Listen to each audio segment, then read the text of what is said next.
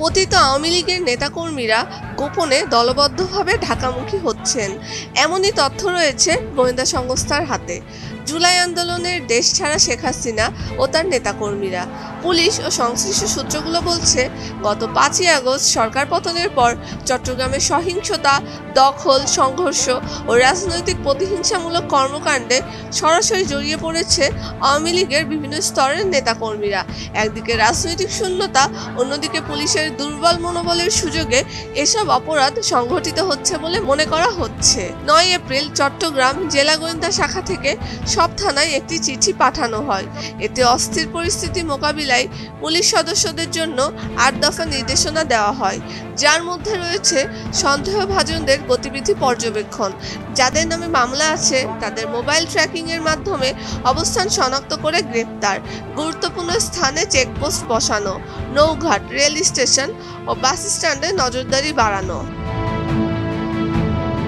8 দফা ওই নির্দেশনার মধ্যে আরও বলা হয়, বিএনপি ও জামায়াতপন্থী স্থানীয় নেতাদের সহায়তায় ঢাকামুখী যাত্রা প্রতিহত করতে সামাজিক যোগাযোগ মাধ্যমে নজরদারি করে উস্কানিদাতাদের শনাক্তকরণ, অর্থদাতাদের বিরুদ্ধে ব্যবস্থা নেওয়া, ভাড়ায় চালিত গাড়ি ও স্ট্যান্ডগুলোর ওপর নজর রাখতে বলা হয়েছে।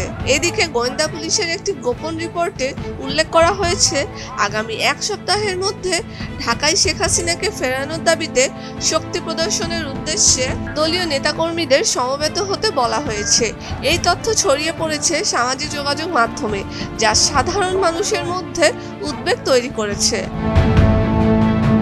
এদিকে পুনর্গঠনের পর আন্তর্জাতিক অপরাধ ট্রাইব্যুনালে এখন পর্যন্ত 22টি মামলা হয়েছে। এসব মামলায় সাবেক প্রধানমন্ত্রী শেখ হাসিনা সহ আসামি করা হয়েছে 141 জনকে। আসামিদের মধ্যে 54 জনকে গ্রেফতার করা হয়েছে এবং 87 জন এখনো পলাতক। মানবতা বিরোধী অপরাধের বিচার কাজ এগিয়ে নেওয়ার জন্য এখন পর্যন্ত 1000 ব্যক্তির সাক্ষ্য গ্রহণ করা হয়েছে বলে জানিয়েছে চিফ প্রসিকিউটর কার্যালয়।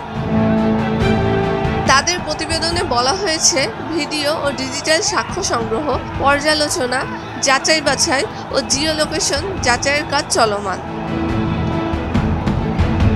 অন্যদিকে গুম বিষয়ক তদন্ত কার্যক্রমে ঢাকা শহরের 3টি এবং চাঁপাইনবাবগঞ্জ ও বগুড়া জেলায় গুমের 3টি কেন্দ্র পরিদর্শন ও সাক্ষ্য গ্রহণ করা হয়েছে।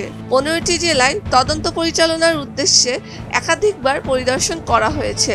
তদন্ত কাজের জনসম্পৃক্ততা বাড়াতে বিশ্ববিদ্যালয়, মাদ্রাসা পর্যায়ে এ পর্যন্ত 4টি গণশুনানি গ্রহণ করা হয়েছে।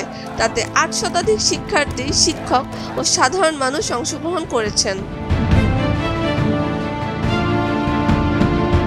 ধারণা করা হচ্ছে, তারা রাজধানীতে অস্থিরতা তৈরি কিংবা সাবেক প্রধানমন্ত্রী শেখ হাসিনাকে ফেরাতে আন্দোলনের প্রস্তুতি নিচ্ছেন।